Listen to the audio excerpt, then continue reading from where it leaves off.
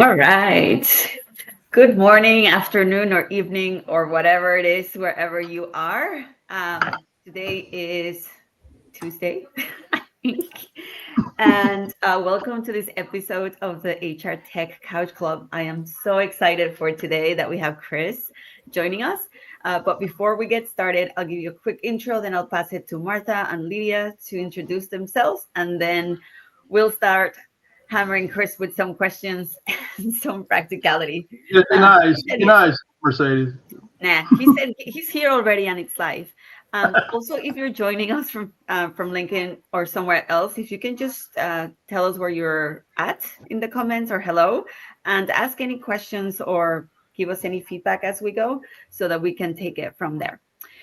My name is Mercedes Sullivan, and besides being a geeky human, I'm a VP of People Transformation at McKinley, so workforce housing, and I'm so excited to be here monthly with Martha and Lydia, geeking it out. Martha, how about you? So Martha Quirioni, and I am currently living in Italy, though moving back to the US soon. So we have a little bit of a global reach here. I've got an extensive HR background, switched over into the kind of data science, people analytics space, about 5 or 6 years ago. And aside from that, love everything AI and just like reading and talking about it. So that's me. Awesome. And nice to meet everyone. My name is Lydia Wu, the face behind Whoops. Did I think that out loud? Been in HR tech for about 15 years. Self-proclaimed professional corporate detoxer, if you will. And right now just geeking it out in all things AI and the impacts to HR. Yeah.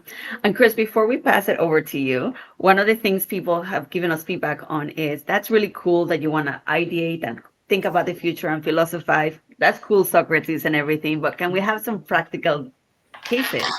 And I heard you first speak at the Shared Services Conference, and I was like, tell me everything when it relates to shared services and the cool things that you're doing. But before we get into all of that, can you just tell us a little bit about who you are, what do you do, and how you landed in this space? Happy to do it. And welcome. Thanks for having me. What a fantastic opportunity. Again, my name's Chris Taylor. Currently live in North Texas, here in the States. I lead the ops excellence for PayPal's global HR shared services. So my role is to hopefully optimize using great tech and people and process improvement skills to make things better. We've been on about a 3-year journey, Mercedes, and that's some of what I think we've been able to share with through the shared service network and things we've been talking about, to try to apply some methodology improvement to reduce cost, reduce delay, improve process. And I think about it in terms of what I'm going to call a need-do interaction. What do I mean by that? Someone has a need and we do something about it, right? And so improving need-do interactions for our population of employees across the globe, to hopefully make shared service that doesn't suck, right? That's what we're trying to do here is to do that for the last 3 years. How I got into kind of the AI space, self-proclaimed, not terribly technical through the years, although have picked up a lot. And I see AI as a tool and an enabler for that, right? I mean, it's more than that. But how can I use these technologies, whatever they may be, up to and including generative, agentic AI, all of that, great new stuff that's happening to do what we need our teams, what they're asking for. Can we make it faster, better, quicker for them as they try to work? So that's been my work for 3 years. And it's been super exciting here. Love the time I've been here at PayPal, and look forward to continuing. Now, not to date anybody, but and I want to go myself, but I'm assuming AI wasn't all the rage when you started in this space. Give me just a sense of what was all the rage in the technology space when you started in your career. You're right. I think I could date myself. I'm thinking back, 90s, early 2000s, way back. The radio on the oldie station now, is what I hear every day. I think for me, I grew up in HR when it was the up and coming kind of fax, email use in recruiting. That's how early. Sometimes this goes back. First launch of HRIS systems and how that was integrating and all the challenges that provided. And I remember, how do we optimize candidate connection, right? I mean, that was our big challenge, right? We've got local job needs, we've got regional and maybe global job needs. How do we share those? And so I remember fax servers. Some people will go back, right? Where you would have these faxes come in, and the first interface between fax and email and sharing that and blasting it out to people. Here's our new jobs this week. Here's our, and so meanwhile, we're trying to stand up, these early HRIS systems, all the rage. Monster.com was early, way back when, right? These job boards and message boards. So that's how old I am, Mercedes. We still had a lot of paper files. Again, we were just digitizing records. And so how far have we come now, right? With technologies that actually take all that information, synthesize it, we can summarize it. We can do interviews virtually with these things and through technology. So yes, it's been a journey, but it's been a journey. Yeah, and I'll ask Lydia and Martha the same. But to me, I wasn't in HR until about 10 years ago. But when I started in consulting, I remember printing articles, flagging them, and faxing them, and nobody will convince me otherwise. To me, the fax is the greatest, craziest invention ever. I still cannot wrap my head around how it actually works, how you can put a thing and then it just appears on another. It's crazy. I think we don't spend too much time at all this stuff. It's nuts. But Lydia, how about you? What was all the rage for you when you started? Oh my gosh. I don't know if I'm dating myself for better or worse, but and I love to hear from audience because I know we've got a few folks in the chat as well. So let us know what was all the rage in the HR world when you first came to start working in this space. But I think for me was this was the 2010s when Workday was still the cool new kid on the block. I started in HR before the Workday IPO, essentially. I just had to Google when was the IPO to confirm that. And this is sort of the world of Oracle HCM, which we don't hear about anymore. SAP on-prem, if we remember those days, the OG days. And then SuccessFactors was just sort of an idea nugget that was barely getting put together. So that's sort of when I started in this world. Crazy.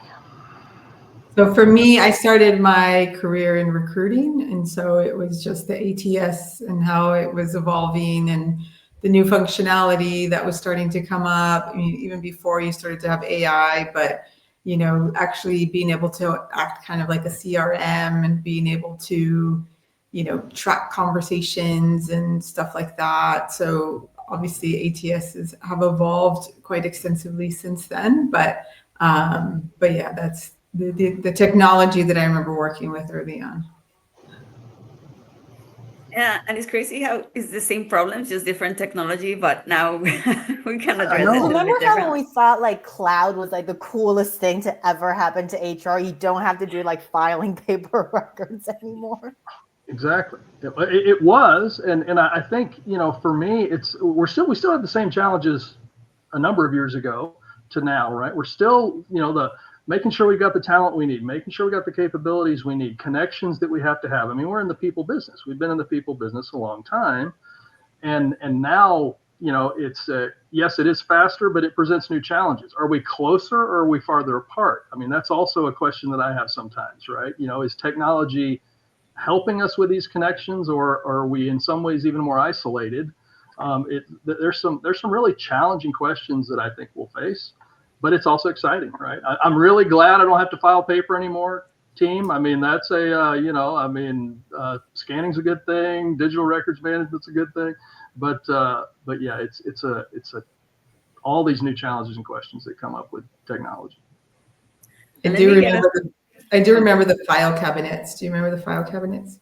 Oh, yes. Those lateral files. You had lateral files. You had old school, vertical file. I mean, oh my goodness, all of that paper. We got a comment from the audience in terms of technology optimizing HR. But does anyone remember? And I don't know if I was the only one who suffered through this on the HR tech side. but data conversion of paper files into the cloud. There were days where I was like, I am so done with this place. I don't want to do this anymore. Yeah, we don't. So the reason we're going through this is because I think we forget how wild the ride has been, and then how fast it's going. And then we do complain about certain things now, but can we remember some of the things that we had to do before? I mean, it's nutty, but I know, Chris, you've mentioned that for you, still a tool and an enabler, and then some. I know we have this big debate that this time is different. And so, yeah, I guess I'll ask Lydia and Martha as well for you. Is it still something that you consider a tool, or at this point are you starting to think of it as this time is different? I can start. I think I was thinking a lot about this over the past few days, right, as we're getting ready to have a good chat here. And I'm like, before, I guess I'll say, I do think something bigger is happening. And here's why. Before we were still, and we were just talking about it, we were trying to enable the capabilities of that HR professional, whoever they may be, right, to make them faster, better, quicker, right, and make better connections and all these kind of things. I think now we're being forced by the technology to ask a pretty key important question. Can we do this without the oversight and intervention of that professional? Right? We're talking about a separation of the work and a reframing of what I need that HR professional to have capability to do. And so that's why I think, Mercedes, it is bigger. It is revolutionary. It's forcing us to really revisit what we find important, right? I mean, I just think about the employee life cycle. We were just talking about candidate sourcing, onboarding, documentation. What do we do with policy and procedure? We get down into benefits selection and leave of absence and performance management and all those things that we kind of take for granted. And we're asking the conversation now to say, where is the human in the loop now in those aspects of employee data management, employee service, HR service, all these things we, for years, have just been trying to optimize. And that's been great. And we've used technology, we've automated certain things. But now I truly believe, I talked about need-do interactions, right? We still have the needs, but do I allow the technology start to finish to take care of what needs to be done?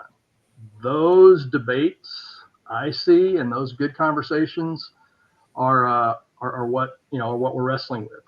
Our team, is not excluded from that. That's a big part of what we spend our time doing at PayPal, and global HR is, what can we automate? What can we really hand over to these great technologies? So yes, seems like a different game to me, but one that's pretty exciting. Yep, I can definitely add to what Chris just said there, because I think it's the notion of everyone wondering what is the role of a human in this entire process. Sure, human in the loop, but at what point do you introduce the human in the loop? And do you introduce the human at multiple points in the entire loop? And taking a step back from that entire angle, if I kind of think about previous iterations of HR technology, and I think I've said this before, it's like before we were sort of playing a little sandbox. Everyone has tested it, verified it, enterprise has done it, consumer has done it. We're like, okay, now it's time for us to go into the cloud, or okay, it's time for us to digitize files. We kind of know what's going on. Then it's kind of like, okay, now we're sort of like in this broader arena of things, but there is still a periphery around how our actions are impacting the enterprise angle and all of that. With AI, it's kind of like getting dropped in the middle of the Mongolian desert with everybody else, and everyone's saluting you, kind of going like, good luck, figure it out, because it's HR, enterprise, consumers, academia, all at the same time having that exact same conversation of, what do we do now? Like, what does it mean to be us? Yeah, I think the thing that I would add is I do think it's a tool. I think it's, it's technology that we're going to use to our benefit. I think this is right up there with like introduction of the internet and stuff like that, in terms of how it's going to change, or even cloud, how it's going to change how work gets done and everything else. I think what's a little bit different, or maybe it is similar to the internet space or the internet analogy, is that it also empowers like the other side, right? So it's no longer companies having the control anymore.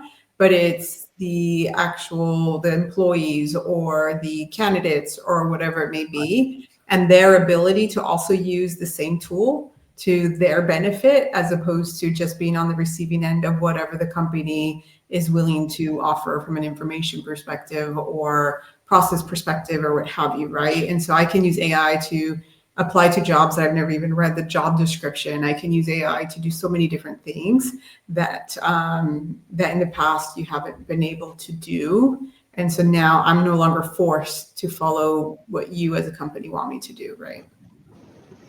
Just one, sorry, one quick dovetail to that, if I can. What Martha said just sparked something for me.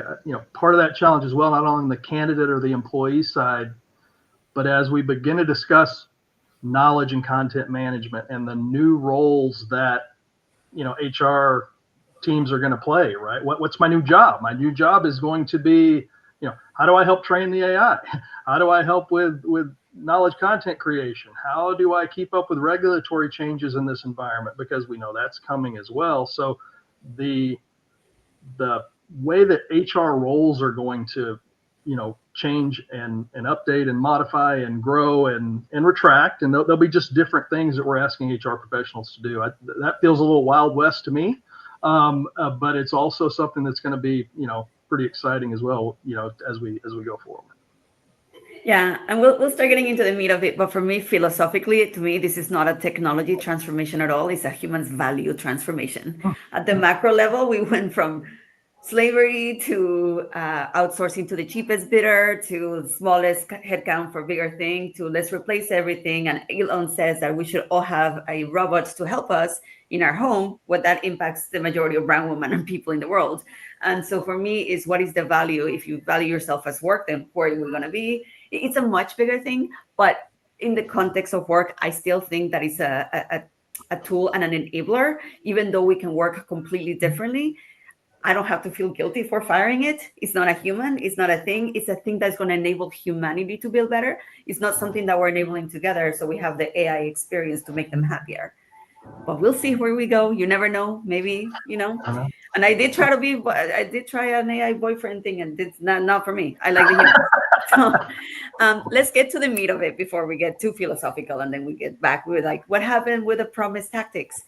Tell us a little bit about the context of what was your issue and what is it that what was the solution that you tried? What did you do that I'm so excited about, and I think everybody's going to be so excited about? Well, we'll go back again. 2-3 years coming out of what we all remember: pandemic challenges, everything going on with employee populations. What was accelerating the needs at PayPal, and specifically PayPal HR Shared Services. We saw at the time it was over 13,000 interactions a month from our employees, asking inquiries, needs, follow-ups, all of that need-do stuff I was talking about, right? And so as we saw our work changing, acquisitions, new markets, hiring, global hiring challenges, it became evident that scaling that resource for PayPal, Human Resources Shared Services, was not sustainable. We can't just keep adding resource over resource for that. Are there other options?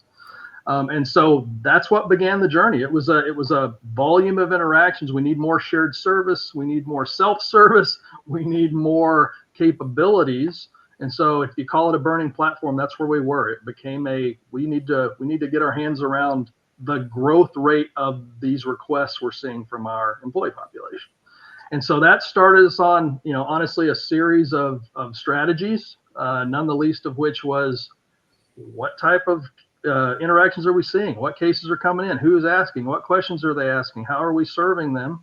And to give you an update, the last couple of months, we run anywhere from 4,800 to 5,200 cases a month.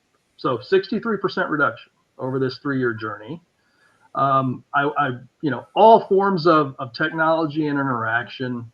Even before though, we considered AI type solutions, either agentic or generative capabilities, which I'll talk a little bit about.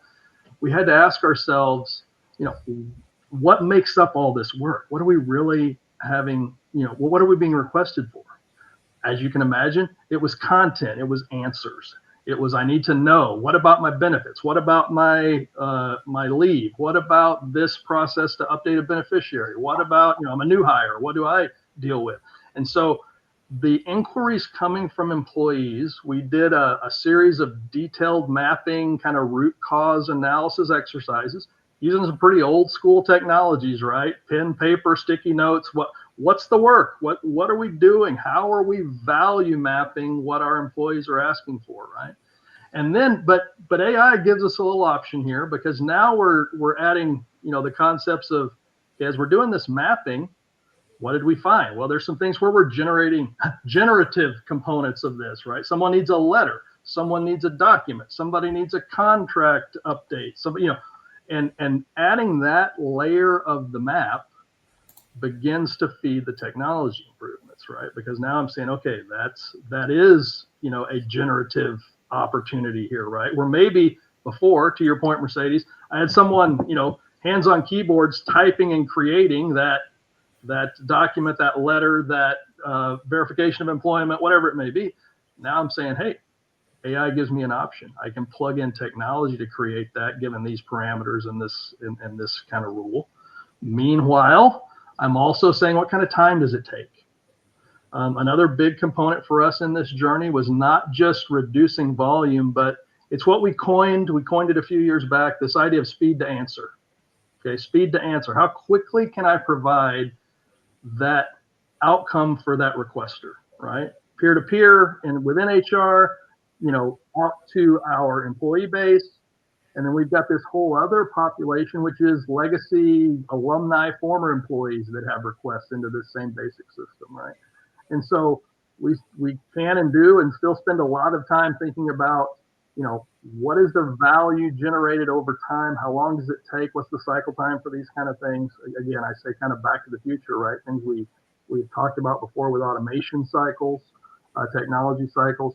Now overlaying some of this great new technology with AI, especially in what I'll call the generative space. Finally, for me on that, under what we actually did, think hundreds of small rapid improvements. Think, how do we save 5 minutes here? How do we improve quality around this? Are we seeing variation in what we deliver? And then some larger program-based initiatives. I mentioned a few of them. The whole world of verification of employment, these documents that people are requesting. We have and continue to spend a lot of time in that, so that now my existing employees, my legacy or alumni employees, they can go in and through verification, generate their own verifications of employment within certain parameters.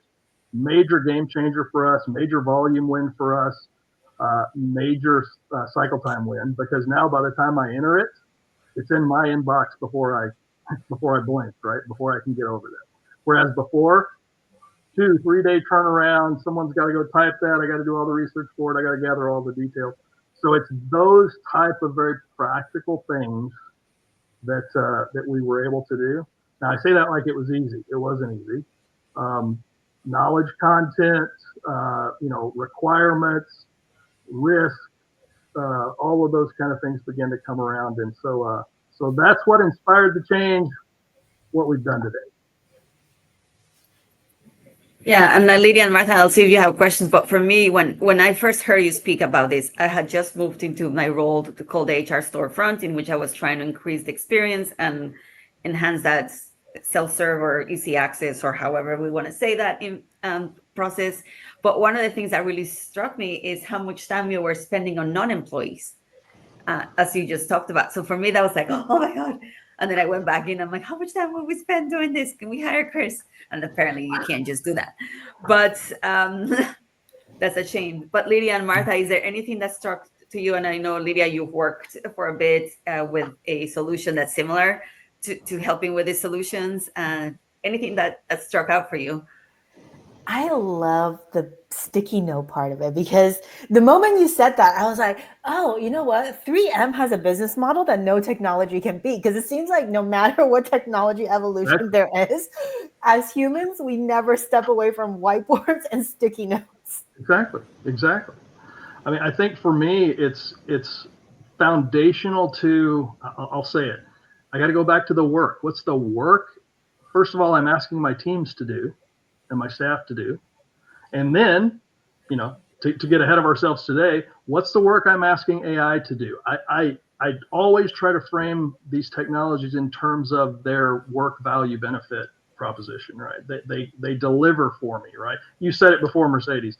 It's like another member of the team. I have to look at them that way. What am I asking them to do? What can they do? What capabilities do they have? Can I frame it that way?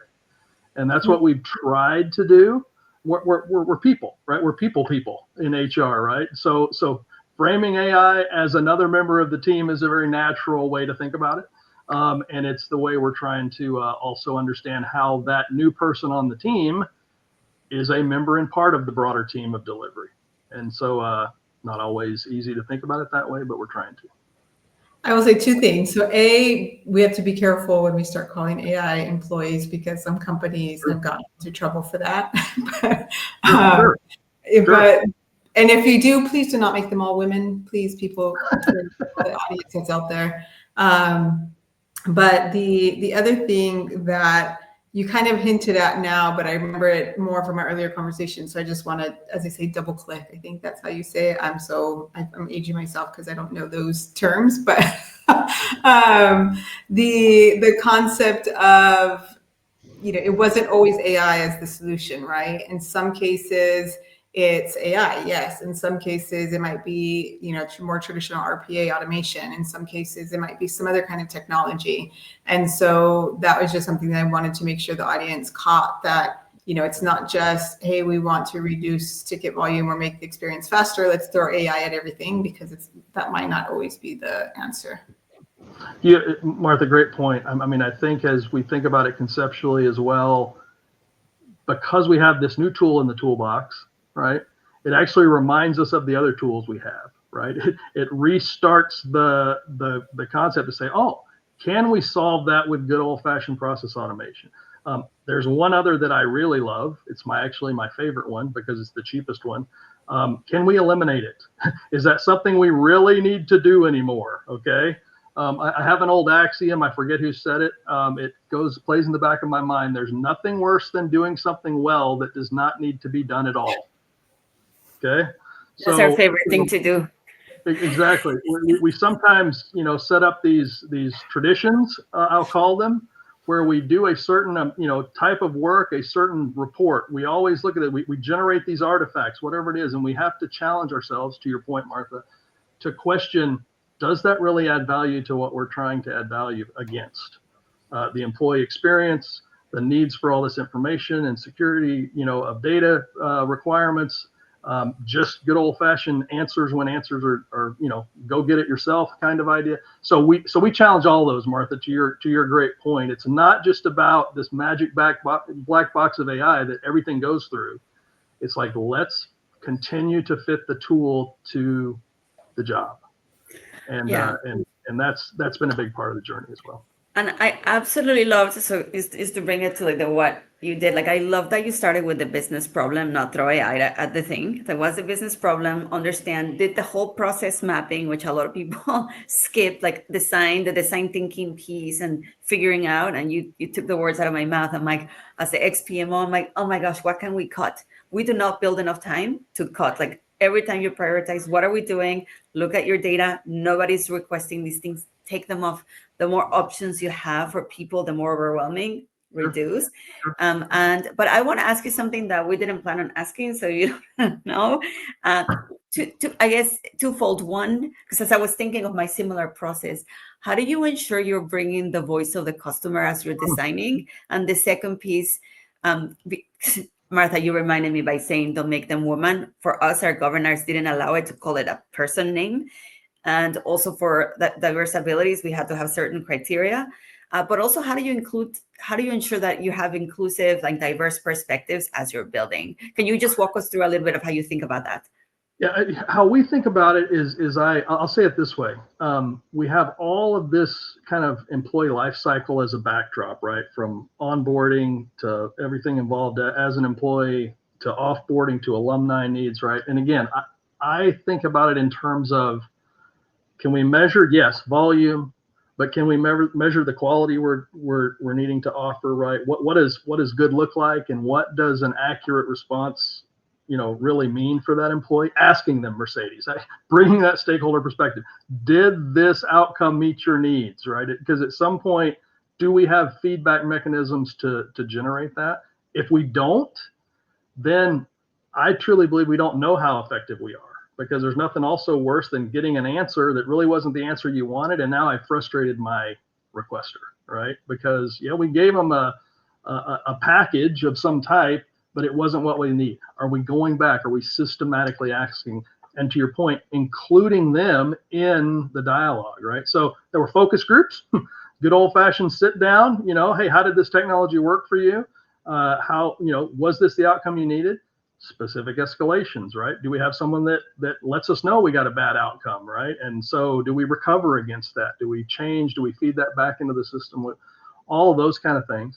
And then to your point about inclusion and seats at the table, fortunately in PayPal, we've got a fantastic diverse workforce and a priority against those things. And so I won't say it happens always naturally, but we are intentional to say, who can we bring into these conversations across cultures, across countries, across generations, across whatever that may be, to help feed our understanding of all of the generations that are current in our workforce and all of the various needs across all of our populations, right? Do we do it perfectly? No, but we're pretty good, pretty good at really making that intentional. I would be remiss if I didn't say the other big component for this for me is our risk partners, our legal partners, our technology leaders, our HR people, partners and leaders, right? It was, you kind of took your title and you left it at the door in certain situations, right? You come in and you sit down and you bring your experience and your knowledge into these conversations to achieve the best outcome, right? I think that's also a challenge as we roll out these technologies, whatever they may be, is if it's led by only one of those groups, we're going to miss the diversity of thought around what really needs to come as the outcome. And so we tried to be intentional. I think we've done a pretty good job, inclusive of all of as many needs as we possibly can. And then when we miss one, say we miss it and say, oh, wait, we got to go talk to this group. What if we need more feedback from this, this group in our organization and outside of our organization.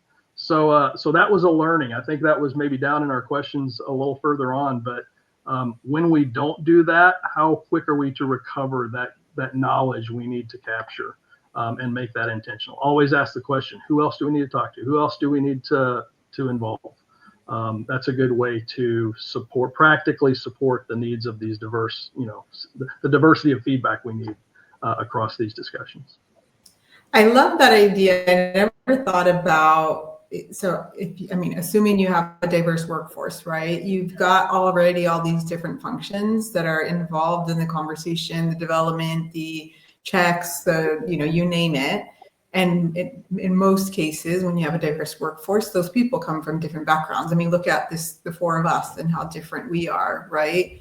And it's almost, I've never thought, like, when you go into those like sticky note meetings to say, okay, everybody, as we're looking at this, let's wear our legal or HR or finance or whatever hat, but let's also wear the, female mixed race hat and the female Asian hat and the, like these different hats or whatever disabilities you might have or whatever, maybe you're a single parent or whatever it is, right? That makes you unique. Like, wear those hats throughout this and bring that critical eye to everything that we're doing so that you can flag things that maybe just don't sit right, or that maybe, we wouldn't catch and you have to tell people, otherwise I'm going to be so much in my HR hat or my people analytics hat that I'm going to forget about that, all those other pieces that make me, that can probably catch something that I wouldn't otherwise.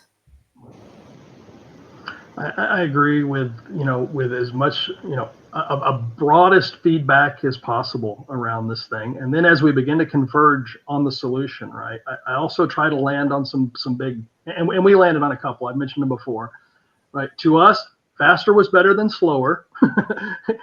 It's good to have things sooner, right? That's almost global kind of in its feedback. How many of us want to wait?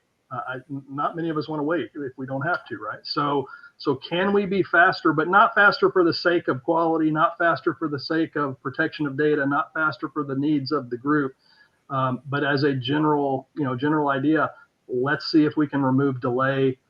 In lean thinking, we would call it waste. Let's remove waste. Are we waiting? A time waste, whatever it may be, and then to your point, Martha, keep that the highest level visibility to all of our stakeholders' needs as possible, and then check ourselves against that, manage to those expectations with these groups as best we can.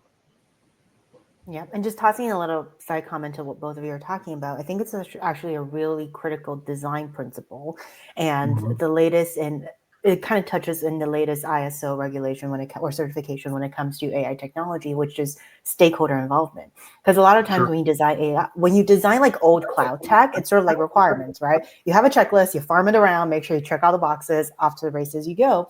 But with AI, it's much more about the principles, the ethics, the moral, the underlying conditions that is needed to make the technology work, and the lines that nobody wants the technology to cross across the board, which basically means you have to talk to a lot more people and get a lot more diverse angles from them, essentially.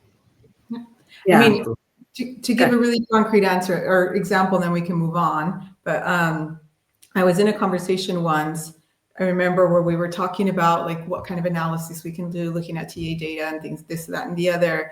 And we were wanting to look at a diversity funnel, right? And there's always the challenge, like some companies, maybe you have really good data on your current employees, but whether somebody fills out that section on the application is always optional. And so that data starts to become very sparse. And I remember somebody mentioning, like this TA tool that we use, this ATS or CRM, whatever it was, they claim within very high accuracy that they can guess the race ethnicity of candidates. And I was like, and it's because I'm mixed race, and you probably couldn't tell what I am by looking at me or what my background is, that I immediately questioned that, right? Like there's no way, and I'm married when I took my husband's name, so you can't go based off of my name. Like there's no way in heck that AI, based on just an application, can guess like what race, ethnicity I am, right? And I can say that with a high level of degree of confidence. And so that's the hat that I'm talking about. Like that's the value that you can bring, even thinking about selecting technology, or if you have the technology, what features are we going to turn on, or what benefits are we going to use? Sure. Yeah, so many examples of, but that one, yeah, I remember an organization I won't name, they would look at the picture of the person and then try to decide. I'm like, let's not do that. Okay, moving on. Chris, so you found your problem, you did your design thinking, you involved everybody. This is why I'm like, yay. So now how do you know it's working? How are you measuring? Oh, great. Tell us more. Tell us more. Yeah, What's happening next? It's hard. It is hard to know if it's working, right? I think for me, when you bring those partners in, when you kind of check what the outcomes are, how do we measure effectiveness? My simple answer, Mercedes, is we counted, right? We counted. That sounds kind of crazy to think about, but sometimes we forget to count. How many did we have before? How many do we have now, right? I mean, how long did it take before? How long does it take now? How many quality returns did we get? Did we maintain our level of customer satisfaction in this case, right? The feedback we would receive from the people using our service. It seems so rudimentary and basic, but you have to count, and you have to count consistently. That's kind of my bias, guys. I'm like, if you're going to use a measure, don't change the measure midstream. Be very consistent with the questions you ask. Be very consistent with the feedback you receive, so that when I make a change, how much did that change move the needle? That's then you have to be accountable. Then you have to be accountable, and I don't like it. Well, that's where the wheel hits the road, right? Because at some point, someone's going to say, "Hey, we did that big thing. What did it get us?" Right? And so we, why do I talk about things like 13,000 cases to 4,800 cases? Because we counted. right? And that becomes, to all the great discussion we're having around these other things, I also want to count quality. I also want to count satisfaction. I also want to count time. I also want to count these things that become important to all these stakeholder groups. I want to count escalations. I want to count, any challenges we have from a regulatory standpoint. I mean, I can get to these discrete kind of special cause counts too, but that's how we know it works. Yes, we put that in place. What did that do to customer satisfaction rates, following, right? And guys, I get pretty specific. Okay, team, this is my bias. I need to know the day, because I'm going to measure from that day forward and say that's when the change happened. Okay. I'm not going to speak too much in generalities if I don't have to. I want to be very specific. We made this operational change. We made this technology change. What was the immediate and ongoing impact of that change? And again, looking at before and after. And then even more importantly, with these stakeholder groups we were just referring to, as their needs change and evolve, does my measurement system support those things in a way? And do I maybe not change my measure, but do I need to ask different questions? Is there something new I need to measure, right? Or or do I need to refine my measurement? Because what used to take days might now take hours, might now take minutes, right? As I used to say, it's hard to measure a sprint with a sundial. Sometimes you need to change your measurement system based on the needs of who's asking the question, right? So all of that plays in with how we measure effectiveness, and have tried to be super consistent on that and go back to our success criteria. I'll say just as a best practice note for our audience, right? As you're venturing off into these things, we're going to put AI in. I would say why? Why are you doing that? Who is asking you to do it? What is the outcome they're seeking, right? Can we quantify and measure what success is from each of these groups, and then refer back to it as our primary source of how'd we do, right? Mercedes, you said, how'd we do? That's how we know if it was effective, if it met the customer need. So in the prep session, Chris, you touched on something that I want to make sure that we cover. And it was this idea of context, right? And so customer satisfaction, if it's somebody asking, I think you gave the example, can I take 3 months PTO paid? Like, no, you can't. I'm not very happy, not because the tool didn't give me what I needed to the need being met, but because I'm not happy that I can't take that PTO. So talk a little bit more about that. Great point. It's kind of layers. We're in HR, right? And so HR has this connection to policy. It has this connection to employee expectation. It has, the greater need of employee satisfaction, balance in work, and all of these kind of things that we also are concerned about, right? And so on the HR operations side, we sometimes find ourselves, we provided a accurate, quick answer, but that answer was not necessarily the answer that, was exactly what that individual expected or wanted, right? So to your point about this feedback loop, and we're doing better and better with this as well. We mine our satisfaction data to not just tell me, did we provide that answer and was it on time, but get this underlying, hey, we've got employee needs coming out of our responses as well. And can we feed those back to those that are making other decisions? Maybe not HR operations decisions, but HR policy decisions.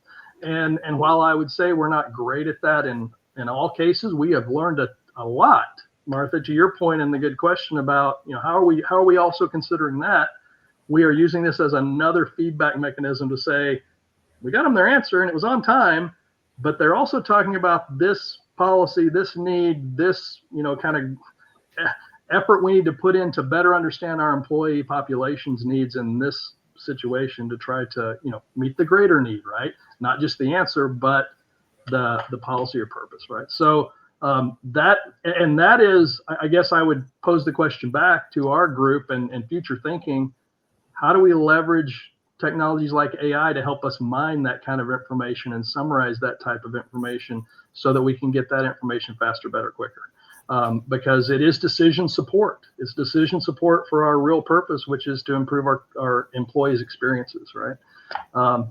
we're not there, but we're at least asking the right questions to improve our place along that journey. Love that. And Chris, sorry, Martha, just really quick thought.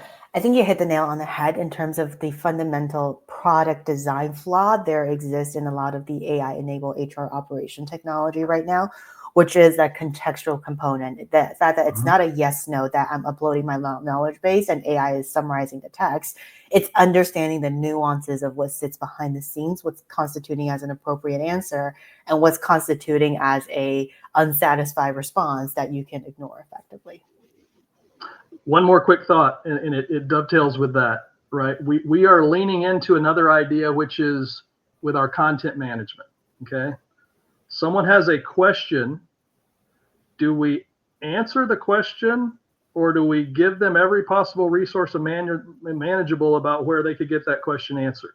It's like someone asked me what time it is, and how often do I tell them how to build a watch? Okay. They don't need to know how to build a watch. I just need to know what time it is, right? So differentiation between and I know that's prompt writing and how we get smarter about that, but how do we lean into those technologies if someone really just needs to know, give me an in-state answer, that we don't bombard them with all of this other peripheral information in the spirit of, well, that's good, good chatbot, good AI, good content man. I mean, those are next level questions that we're addressing, and they're not easy, but a big part of this. It's cool, and I love. Thank you, Martha, for bringing up the context. It's so important, and this is why I love hanging out with my analytics people, because you all are smart, and you put things into context that I would have missed sometimes because I'm too focused on the number. But we have a little bit under 15 minutes left. So audience, if you have any questions or comments, please let us know. Chris, I have a couple more questions. So maybe the next one will go slightly faster, but it's one that I struggled with a lot when I was in a similar role. Because yes, there's so many pieces of technology that you can buy, but if that's so easy, why not just build it? So what was your decision for build versus buy, and what do you end up with whatever information you can share with us? Absolutely. Some of a little bit of what we've done has evolved from along about a year into our journey. We stood up and supported with our great partners, ServiceNow, with our case management process and their technology offerings that come to the table. So we bought, right? We bought some of this kind of chatbot capability early on. We have since built our own interfaces with some of our more PayPal capable tools that come online with some generative AI. And so I guess my answer to your question, Mercedes, is we did both.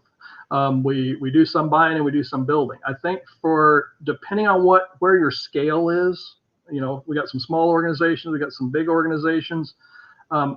The way I would answer the question is, at the end of the day, it's still going to be a value proposition that you can sell, right? Is there an ROI? Is there a return? Because we know some of these technologies, whether I buy them or build them, they're costly. There's an upfront development need. There's a prioritization need. Can I build a business case that truly makes sense to the company, right? And does it make sense to lean into these things? I would, however, say, let's also, ride the wave. We have found it, right? We in the last month, our senior leadership, our CEO, reminded us as an organization to leverage more AI capabilities to improve, and so we kind of relaunched it, right? We our internal chatbot capabilities, our AI capabilities internally, super exciting for me, because guess what I saw? I saw some additional reduction in volume because folks are getting their answer through our integrated company-wide platforms, right? So that's what we did, Mercedes, is both. But I would stress, do I have a generative need? Do I actually need something to create for me? Is it truly an informational exchange? Going back to my sticky notes, Lydia, right, from, my 3M buddies, right? I'm going to put this on paper on the wall, and I'm going to say, what do they really need, right? And then use that, Mercedes, to drive my build or buy value proposition kind of conversations.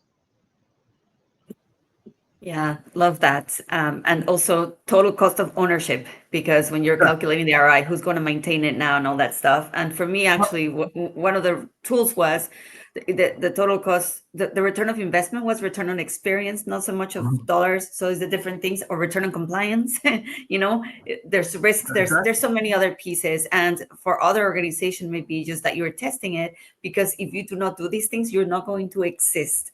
So there's many lenses to that.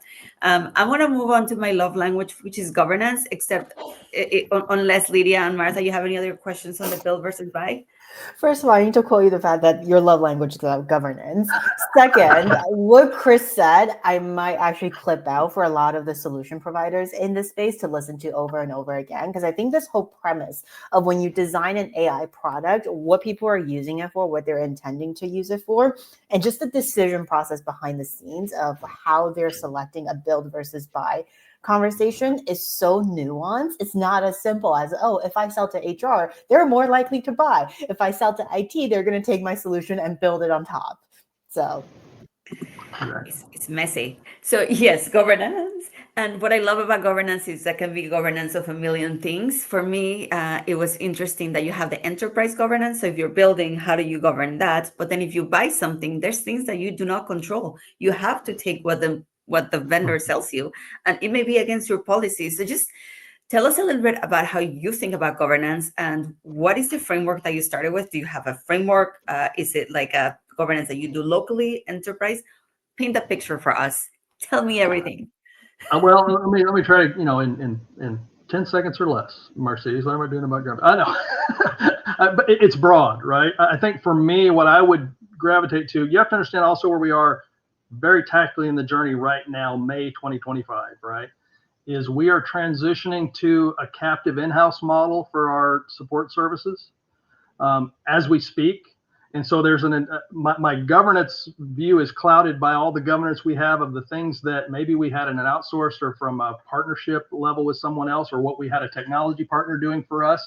And now we're bringing that in-house. So I start with governance with who owns it, what are they doing about it, what's the outcome required, all the things we already talked about. Do we have that matrix? Are we really working back from this full transparency? And so we don't find ourselves, and maybe this is some early gotcha, Lydia, you may probably have experiences, Martha, you as well, where we get way down the trail with a technology install, and we said, oh, Lydia, I thought you owned that. No, I thought Mercedes owned that.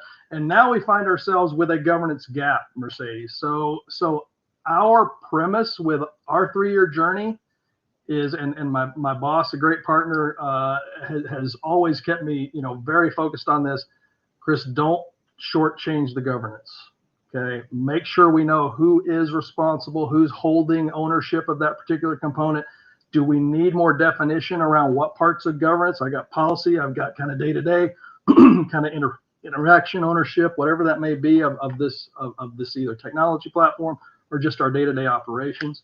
I don't know if that's exactly where you're going, but that's the way I kind of view governance holistically, is who owns what and when, and then beneath that, who can make decisions, who actually has final authority of whatever that decision may be.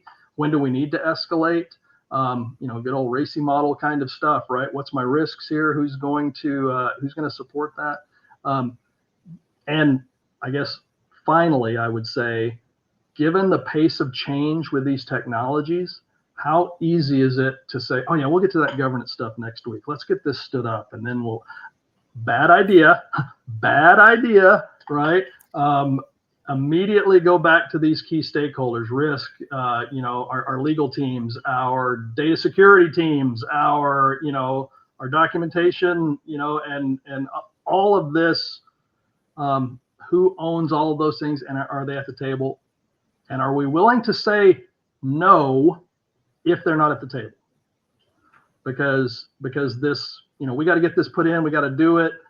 Are we willing to pause before we get governance finalized? I think that answer should be yes. I think this is all too important not to do that. A lot there, Mercedes. I kind of went all over the board in some of those topics, but I take a very holistic view of do the due diligence around the governance of each component of that technology, what the people are responsible for, how's it going to really impact the business. All of these stakeholders have to come back in. Yeah, I'm sure Lydia has something to say about governance. Just a really quick thought, not so much about governance, but the aftermath of what happens if you don't have governance. Because Chris touched on this one a little bit of like months later, you're like, I thought you were supposed to have this. Like, no, I thought you were supposed to have this. I thought they were supposed to have this. And then fast forward, when you actually stick it into implementation, it's when your workforce comes to you and says, but the machine made me do that. I think in the world of AI, that is the epitome of what happens when you don't have the right governance in the whole process put into place. Yeah, so two quick things for governance from my point of view from doing that. So one, it's important that you have some guidelines. Here's some guidelines or ethics on whatever we're going to do this for or not do. Ideally, you have a philosophy of what you're using this AI for. Second, if there's an enterprise group that's managing that, make sure that HR is part of that team so that you're putting your point of view. But third, for me, exactly to your point, a product owner that also includes ownership of the technology and everything that enables their outcomes towards that, and that they're continuously monitoring also what may come up. Because for us, it started to get really tricky when our risk and compliance partner said, we don't want to take that thing within the workday or whatever that's coming up. We have to take it. So now what? And so it's ensuring that you have cadences built into your product design. So as you're doing roadmaps, one. But second, it's totally okay to not have that if you want to just test things internally and just have a group of people that go rogue and do whatever. Just make sure that you have like a contained environment for that. So you can be like a big adult over here, and then you do the Elon Musk thing over here, but in a contained environment. Because like it depends on what you want to do. And I know we have like 4 minutes left. So like I know, Martha, you have the closing question, I think, for us. If we have a little more time, we can take some audience questions, but you're mute, which is awesome. Because we hadn't had that in a while, so I'm excited. Oh, does she have to put like a quarter in the jar or something? A mute. Oh, we do need to start doing that since I'll be in the States soon. So what one piece of advice would you give to a leader that's starting this journey today? Great thought. I mean, I think if you held me to it and said, Chris, what would you say first? I'd say don't start with an AI strategy. Start with a business strategy. Okay. Again, what do we need these great tools to do for us? We've kind of said it before. We've circled around that. Know our work. Know what we deliver is fundamentally underneath that whole question. Can I count it? Can I measure it? Can I and do I see the need for these new roles that are going to come? We just touched on it in governance. We just touched on it in knowledge content management. Our ability to invest in what's going to be the next iteration of need. Hey, we got this cool AI thing. I've got this great, generative or agentic capability. Oh, wait. Does it really deliver what my customer needs? Lydia, to your point earlier, I mean, is it really giving the answers? We've only got one shot at this because we're trying to build a trust relationship around these tools, right? So knowledge content, that critical. And then I close with challenging the status quo. Does this really need to be done? I said it earlier, right? Let's evaluate. I need AI to do something. If the answer is no, I need AI doing something else, let's not have it do that because we really don't need to do that. To me, that's the biggest win ever, to make sure that capabilities really meet a customer need. And as the data person, I think I would fail if I didn't say, I love the fact that you like count everything and you have numbers, like that just gets me all excited. But if you want to be able to then later, to your point, like this is the point where we started, this is the numbers now, you have to have some history. You can't just say, oh, we're implementing this, so let's start counting today and it gets implemented next month.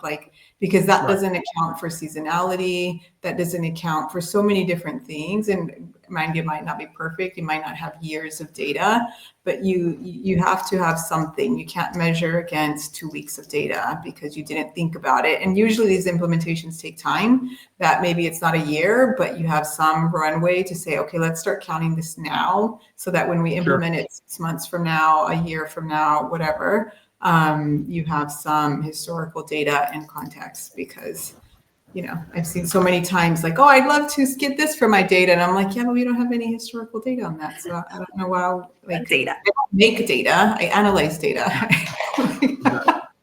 Exactly. I know we're 40 seconds to go. I don't know, Lydia, if you wanted to add. The only thing for me to add was and upskilling our people. Make sure as we're evolving that the people, we're upskilling them and enabling and preparing them. And Chris, I want to thank you so much for sharing, because what I love about your perspective is that you have everything, the technology, the HR background thinking, like, or how to bring those people together, but how to design a process in service of the business. So thank you. And thanks so It's much for fun. joining us. Thank you, team. Thanks for having me. It was a lot of fun. Anytime.